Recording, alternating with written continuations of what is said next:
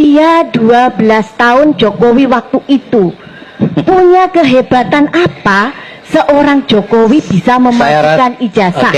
Saya anak kandung menghamili ibu kandung aja ada, apalagi cuma urusan pemalsuan ijazah. Dan itu kan sudah ada contohnya. Saya juga mau tanya, waktu podcast itu dia bawa ijazah yang palsu tidak, Bambang Tri? Ya tunjukkan tidak? Enggak, dia hanya bawa buku itu ya, bawa buku yang dia tulis itu. Saudara terdakwa tidak pernah melihat kepalsuannya yang fisiknya ya. Kemarin dari persidangan sebelumnya ya, kalau saya tidak salah catatan saya, saudara terdakwa ini SD sampai kelas 5. Kelas 5 ya. Di SD Ketanen, Gempeng, Bangil, Pasuruan. Berarti terdaftar di sana ya. Betul. Karena kelas 5, apakah saudara terdakwa punya ijazah? Tidak. Tidak. Menurut saudara tidak punya ijazah SD berarti ya? Apakah seseorang yang tidak punya ijazah SD bisa melanjutkan ke SMP? Sekarang bisa kejar paket C. Kalau SD-nya negeri, bisa tidak? Pada waktu itu, misalnya tahun kalau SD ya 80-an, sekitar 80-an, bisa tidak punya ijazah, belum lulus, kemudian masuk ke SMP. Kira-kira bisa tidak? Jadi pertanyaan ini membawa saya kembali ke masa kecil saya. Ya.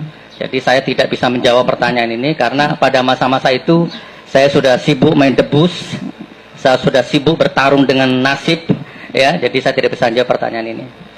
Itu kan pertanyaan formalitas pendidikan dan waktu itu saya nggak ngikutin. Tidak menjawab ya.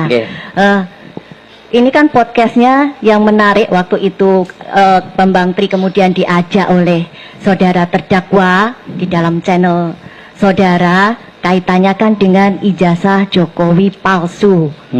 Sempat tidak ditanyakan kepada Bambang Tri, palsunya di mana toh? Pernah ditunjukkan tidak ijazah palsunya seperti apa? Baik, Ibu Jaksa, pertanyaan saya soal ijazah palsu kepada Bambang Tri di podcast itu yang durasinya 1 jam itu, saya yakin sudah tuntas, tas ya. Dan beliau jawabnya, Bambang Tri jawabnya nomornya palsu ya. Jadi yang dicuri menurut Pak Jaksa itu ijazahnya Joko Wahyudi yang dicuri itu sebenarnya bukan ijazah fisiknya, tapi nomornya ya. Kemudian dari abjad ejaannya, kemudian dari apa lagi tadi, nomor induk dan macam-macamnya itu. Sempat ditunjukkan nggak fisiknya ijazah palsunya? Sempat ditunjukkan tidak? Tidak, hanya menunjukkan buku yang Bambang Tri bawa itu. Tapi nggak ditunjukkan ijazah palsunya ya? Tidak, karena Bambang Tri tidak punya ijazah palsu. Bambang Tri punya data A, B, C sampai Z tentang kepalsuannya. Karena kemarin tadi kan bilang nomornya yang dicuri. Kemarin sempat ditanyakan kepada Joko Wahyudi, nomor ijazahnya berapa? Dan ketika kita tanya legalisir yang ijazah legalisir Jokowi, nomornya berbeda. Sempat ini enggak? Bu Jaksa, coba Bu Jaksa nanti tonton lagi podcastnya, itu sudah komplit. Jadi kalau Ibu Jaksa menanyakan wilayah ijazah ini saya nggak bisa jawab karena itu domainnya Bambang Tri. Bambang Tri ya. Ya, saya itu hanya intinya berarti saudara tidak ditunjukkan ya, tidak ditunjukkan fisiknya ya. Tidak. Kita cuma pengen tahu itu aja. Tidak. Ditunjukkan tidak? Tidak ya, hanya jadi ceritanya Bambang Tri. Kemudian saya juga ini, ijazah SD palsu. Berarti ijazah SD itu usia anak SD itu kan lulus kan sekitar 12 tahun ya. Kira-kira kita membayangkan di anak SD ini memalsu ijazah. Apalagi ini Jokowi. Kita fokus ke ijazah Jokowi. Usia 12 tahun Jokowi waktu itu punya kehebatan apa seorang Jokowi bisa memasukkan ijazah?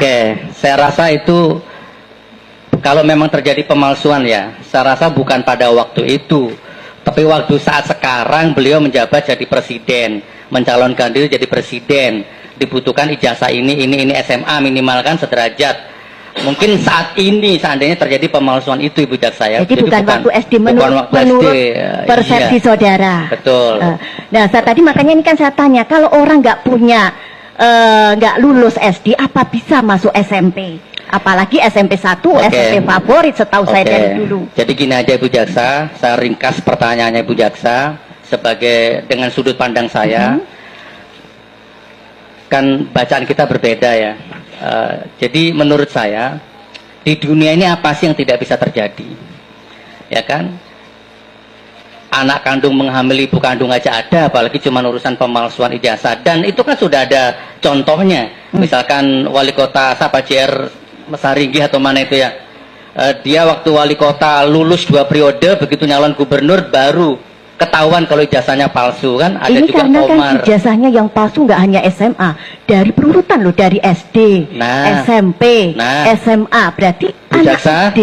silahkan pertanyaan itu nanti arahkan ke Bambang Tri Betul. semua. Dia akan Jadi menjawab. tidak ditunjukkan ya, waktu juga Tidak. nggak diceritakan ya. Tidak. Apakah saudara juga tidak diceritakan, misalnya ada fakta, oh ternyata Jokowi itu tidak pernah lulus dari SD. Itu semua sudah diceritakan di dalam podcast sama Bambang Tri. Tuntas.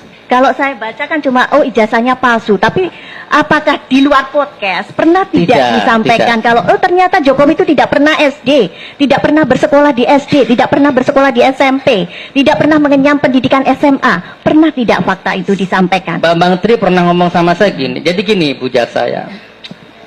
Orang yang apa itu istilahnya, gimana bahasa saya ya, yang dipermasalahkan bukan tidak pernah sekolah gitu loh. Yang dipermasalahkan Bambang Tri itu Pak Jokowi pernah sekolah. Ya, ini yang dipermasalahkan ijazahnya. Sama dengan saya pakai analoginya kuasa hukum kemarin. Kalau saya ditanya polisi di tengah jalan, "Mas, mana SIM-mu?" Maka saya tunjukkan SIM aslinya, selesai masalah.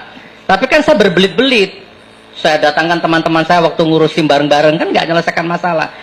Kalau menurut analogi saya, sidang ini begitu ceritanya. Nah, saya juga mau tanya, waktu podcast itu dia bawa ijazah yang palsu tidak, Bambang Tri? Ya tunjukkan tidak? Enggak, dia hanya bawa buku itu ya, bawa buku yang dia tulis itu. Saudara terdakwa tidak pernah melihat kepalsuannya yang fisiknya ya? Yang diceritakan Bambang Tri itu bukan kepalsuan fisiknya ya, tapi apa tadi itu, abjadnya, Ya, kan berarti warnanya, ijazahnya kan? betul. Ya, kan? Lebih baik Bu Jaksa tanya soal ini aja ke saya, soal mubalahnya atau soal niat saya atau soal motivasi saya, baru saya bisa jawab gitu. Nah ya. sekarang kalau soal mubahalah, kemarin saudara menerangkan itu intinya kan sumpah minta laknat kepada Allah. Iya. Nah, padahal ini saya yang ya agak orang awam, tidak mendalami seperti saudara soal yang ulama. Allah itu kan maha pengampun, Allah itu maha pemurah, Allah itu maha penyayang. Bagaimana kalau setiap saat di perkara-perkara yang ibaratnya bukan masalah akidah, masalah simpel-simpel, harus Allah diminta untuk melaknat?